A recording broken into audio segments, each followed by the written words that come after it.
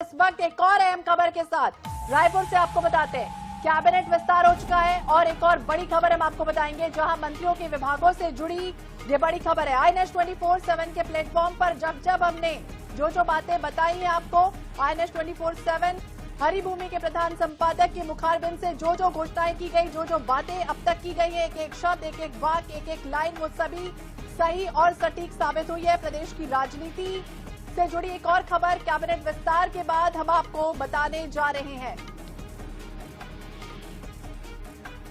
तो कैबिनेट विस्तार के बाद एक और बड़ी खबर छत्तीसगढ़ की सियासत से जुड़ी हुई, जिसका इंतजार एक बार फिर से हमारे दर्शकों को होने वाला है, क्योंकि एक बार फिर INS 24/7 ने जिस तरह से कैबिनेट विस्तार को लेकर जो बातें आपको बताई थी, वो हर पहलू पर हर लिहाज से सही और सटीक साबित हुई है।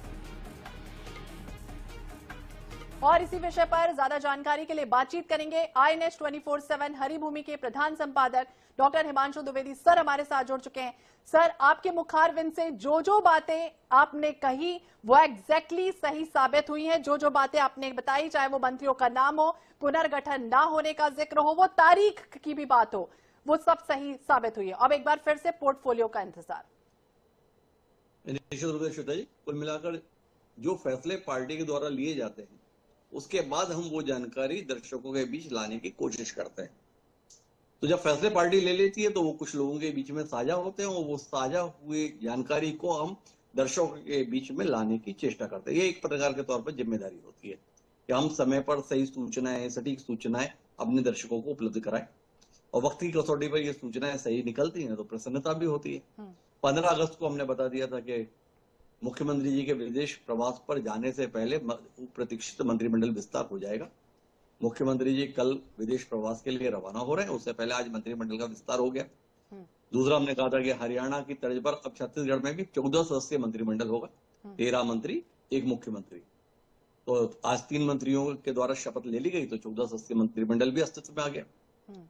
3 नामों के संदर्भ में भी हमने सांकेतिक रूप से 15 तारीख को बताया था कि 3 अलग अलग क्षेत्रों से, 3 अलग अलग वर्गों से लोग होंगे, और उसके बाद में हमने 2 दिन पहले नामों के संदर्भ में भी जानकारी दी थी। कल तो स्पष्ट नाम दिए थे और वक्त की कसौटी पर वो जानकारी भी सही उतरी।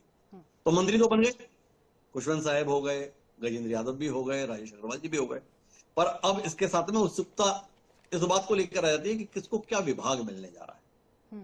ब्रजमोहन अग्रवाल जी के इस्तीफे के बाद उनके विभाग जो थे वो तात्कालिक रूप से मुख्यमंत्री जी ने अपने पास रखे हुए थे। मुख्यमंत्री जी बीच में हमारे कार्यक्रम में आए थे ज्ञानधारा के, श्वेता जी आपको याद होगा, तो उसमें उन्होंने कहा था कि बहुत जल्द प्रदेश को नया शिक्षा मंत्री मिल जाएगा। तो अब जो नए सिरे से विभागों का वितरण है उसमें मुख्यमंत्री जी ने तमाम वरिष्ठ जन के साथ में परामर्श किया, अपने सहयोगियों के साथ परामर्श किया और एक नतीजे पर पहुंचने की चेष्टा की है। उसमें से कुछ जानकारियां हमारे पास में है, वो जानकारी अपने दर्शकों से साझा करते हैं। तो तय ये हुआ कि केवल और केवल मुख्यमंत्री ही अपने पास जो विभाग है उन्हें नहीं छोड़ेंगे, अन्य मंत्रियों के स्तर पर भी कुछ विभागों का आदान प्रदान होगा, और जो उप मुख्यमंत्री हैं वो भी अपने पास में, उनके पास भी 4-4, 5-5 विभाग हैं, तो वो भी एक दो विभाग अपने कम करेंगे। तो सबसे बड़ी खबर यह है कि मुख्यमंत्री और उप मुख्यमंत्री दोनों अपने पास से कुछ ना कुछ भार कम करने जा रहे हैं। मुख्यमंत्री के पास आज जितने विभाग हैं उनमें से कुछ विभाग वो छोड़ेंगे।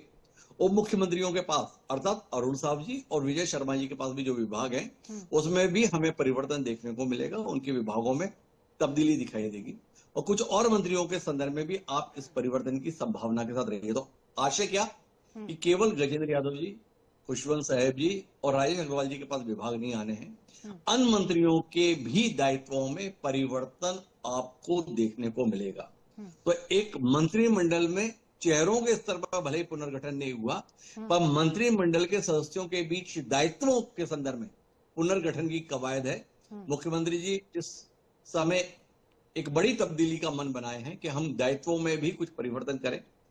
जो जानकारी आ रही है उसके अनुसार गजेंद्र यादव जी के संदर्भ में संभावना है कि वो स्कूल शिक्षा संबंधी दायित्व का निर्वहन करेंगे। स्कूल शिक्षा एक बड़ा महत्वपूर्ण महकमा है और कम समय में ही विष्णुदेव साई जी ने भी उस क्षेत्र में एक बड़ा काम कर दिखाया, वो था शिक्षकों के युक्तिकरण का।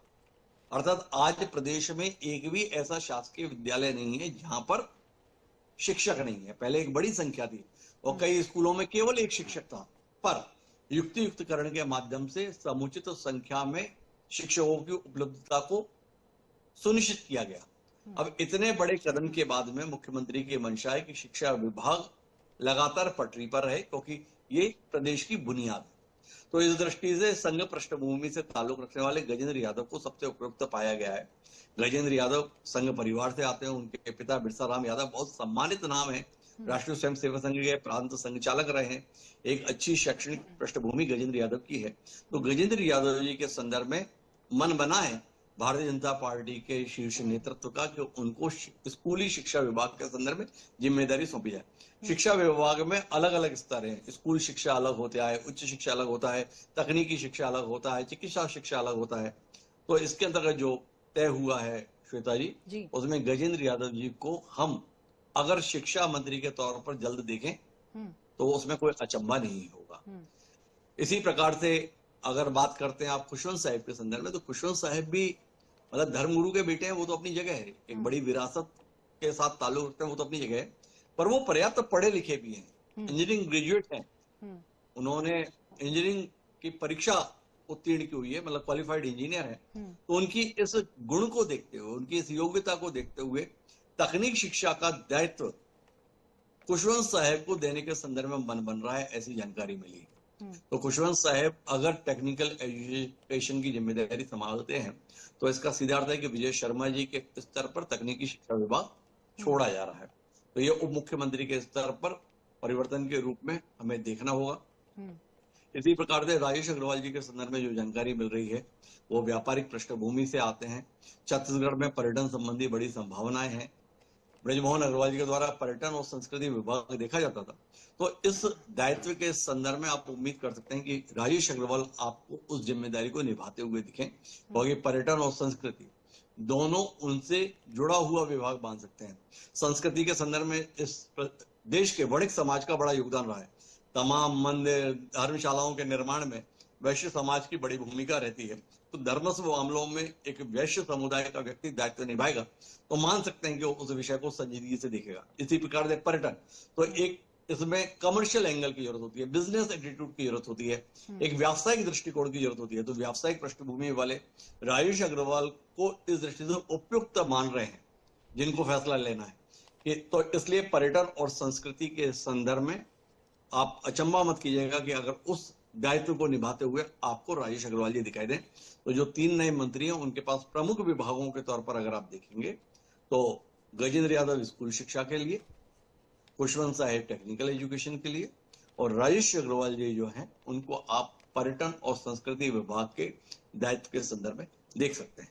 श्वेता जी सर, बहुत बहुत शुक्रिया इतनी अच्छी जानकारी देने के लिए। तो लगातार इंतजार चल रहा था कि पोर्टफोलियो में अब क्या कुछ परिवर्तन होगा या पुनर्गठन होगा, तो राजेश अग्रवाल को मिल सकता है पर्यटन और संस्कृति विभाग। इस वक्त की ये सबसे अहम खबर है INS 24/7 के माध्यम से। कैबिनेट विस्तार के बाद एक और बड़ी खबर, क्योंकि इंतजार था मंत्रियों के विभागों से जुड़ा हुआ, तो ये मंत्रियों के विभागों से जुड़ा हुआ जहां गुरु खुशवंत साहिब जी एक बार फिर से INS 24/7 हरिभूमि के प्रधान संपादक सर हमारे साथ जुड़ गए। जी सर, ये तो एक प्रमुख विभाग के तौर पर हमने जानकारी साझा की, लेकिन मैंने बताया कि इस समय पर अन्य मंत्रियों के दायित्व में भी परिवर्तन की उम्मीद आप कर सकते हैं। आप पाएंगे कि जब अंतिम रूप से विभागों की सूची आएगी तो अगर टंकराम वर्मा जी के स्तर पर आप कोई बदलाव देखें, अरुण साव और विजय शर्मा जी से अगर कुछ विभाग कम हो रहे हैं तो उनके विभागों में अदला बदली की संभावना से भी आप इनकार नहीं कर सकते हैं। रामविचार नेताम जी के संदर्भ में भी आप ऐसा मानकर चल सकते हैं कि उनके दायित्व में किसी किस्म का परिवर्तन देखने को मिल सकता है। तो कुल मिलाकर केवल 3 मंत्रियों को क्या विभाग मिलने जा रहा है इस पर ही दिलचस्पी नहीं है। हमारी जानकारी ये बताती है कि बाकी मंत्रियों के दायित्वों में भी परिवर्तन देखने को मिलेगा। जिस प्रकार का युक्तिकरण मुख्यमंत्री जी ने स्कूल शिक्षा के संदर्भ में किया, वो अपने मंत्रिमंडल के संदर्भ में भी युक्तिकरण का मन बनाए हुए हैं। पार्टी के तमाम जिम्मेदार नेता उनकी इस विचार के साथ हैं। तो इसलिए एक बड़े परिवर्तन की आप उम्मीद मंत्रिमंडल के अंतर्गत विभाग परिवर्तन के रूप में कर सकते हैं। और ये विभाग परिवर्तन टलेगा नहीं, मतलब ऐसा नहीं कि मुख्यमंत्री विदेश से लौटेंगे उसके बाद ये परिवर्तन होगा। मुख्यमंत्री विदेश जाने से पहले ही हो सकता है कुछ देर में ही हमें ये जानकारी मिले कि विभागों का आवंटन राजभवन के माध्यम से कर दिया गया है, क्योंकि विभागों के संदर्भ में फैसला भले ही मुख्यमंत्री का होगा पर आदेश राजभवन से ही जारी होगा। तो हम उम्मीद कर सकते हैं कि कुछ ही समय में विभाग वितरण के कार्य को भी विष्णुदेव साय जी के द्वारा अंजाम दे दिया जाएगा। हमें इसकी प्रतीक्षा करनी सर, ये भी आपसे समझना चाहेंगे, चूंकि आपने पुनर्गठन का जिक्र किया है कि भले ही प्रभार जो है वो बदले नहीं जा रहे हैं, लेकिन संभाग या फिर हम जो कह सकते हैं कुछ चीजों में जरूर बदलाव दिखाई देगा। उसके पीछे कोई खास वजह? मैंने आपसे कहा था कि चेहरे नहीं बदले गए। पुनर्गठन का मतलब ये कि किसी भी मंत्री को हटाया नहीं गया, लेकिन दायित्व में परिवर्तन संभव है। मतलब एक शख्स जिन विभागों को देख रहा है उन विभागों में परिवर्तन की संभावना से इनकार नहीं किया जाता, बल्कि बड़े स्तर पर परिवर्तन का मन है कि कुछ ना कुछ परिवर्तन हो। जैसे लखन देवांगन है, तो लखन देवांगन के संदर्भ में भी आप एक नई जिम्मेदारी के रूप में देख सकते हैं। हमने अरुण साहब और विजय शर्मा जी के संदर्भ में भी कहा कि उनसे कुछ विभाग दूसरों को दिए जा रहे हैं, पर उनके पास भी कोई नया दायित्व आ सकता है। टंगराम वर्मा जी के संदर्भ में ये संभावना है, श्याम बिहारी जायसवाल जी के संदर्भ में ये संभावना है, ये संभावना रामविचार नेतामी जी के संदर्भ में भी है।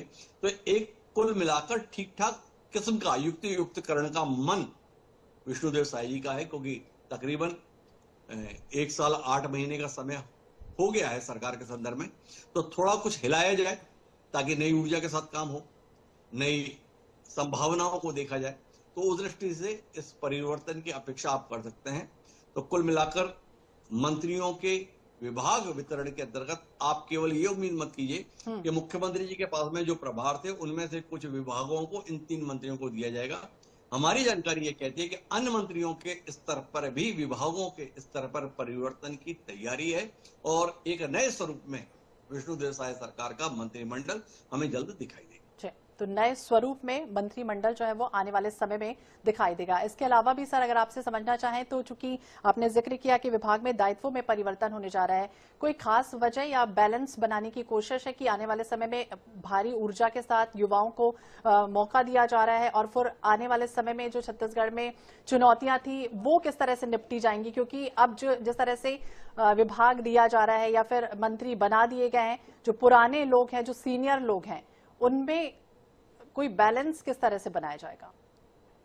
देखिए, ऐसा है कि परिवर्तन इसलिए हो रहा है कि पहले मंत्रियों की संख्या कम थी और विभाग तो उतने ही थे, तो उन मंत्रियों को विभाग दिए गए थे। कुछ विभाग मुख्यमंत्री के पास थे, पर बाकी मंत्रियों को भी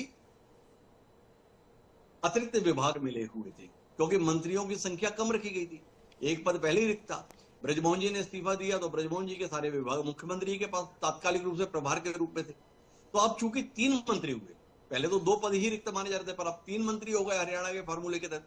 तो 3 मंत्रियों को अगर विभागों की जिम्मेदारी दी जानी है और तीनों ही कैबिनेट स्तर के मंत्री हैं, तो ऐसे में तय बात है कि अन्य मंत्रियों को भी अपने हिस्से से ही तो कुछ देना होगा। तो जब दिया जा रहा है तो उसके साथ में कुछ नए सिरे से व्यवस्थित भी किया जाए कि अगर रामविचार जी के पास में मान लीजिए कृषि है, पर पशुपालन, डेयरी, मत्स्य पालन भी तो उससे संबंधित ही विभाग है।